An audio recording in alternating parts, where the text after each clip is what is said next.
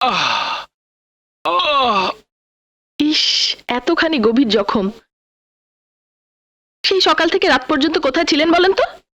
কুত্তাদের খুঁজে বের করার চেষ্টা করছিলাম। আরে, খোঁজ তো পরেও করা যায়, আগে নিজের জান বাঁচাতে হবে না? পুলিশদের এই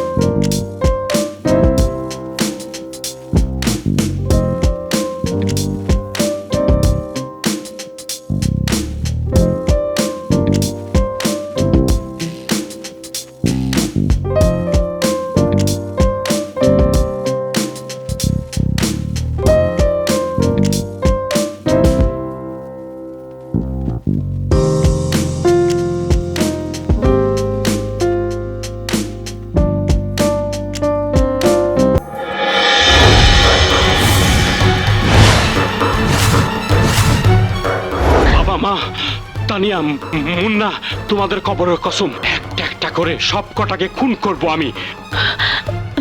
আমার ভয় করছে রানী, ও শুধু জ্বর কমছে না। হ্যাঁ, তাই তো।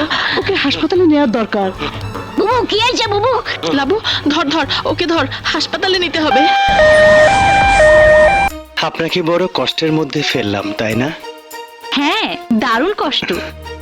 আপনারও নিশ্চয়ই মনে হচ্ছে কোথাকার কোন মেয়েকে বাঁচাতে গিয়ে আহত হয়ে এখন হাসপাতালে দিন কাটাতে হচ্ছে, তাই না?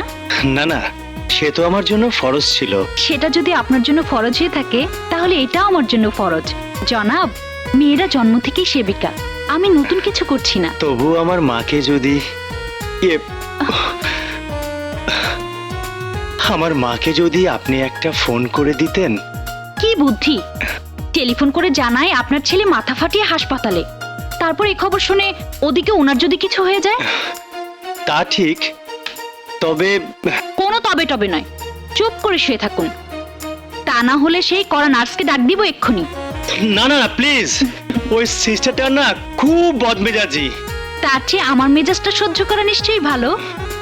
অতএব মুখ বন্ধ, চোখ বন্ধ। মুখ বন্ধ করছি, কিন্তু চোখ খোলা রাখি। ভাবছি হাসপাতাল জায়গাটা বড় অদ্ভুত। এখানে এলে বোঝা যায় মানুষ কত অসহায়। এজন্যই তো একজনকে আরেকজনের সহায় হতে হয়।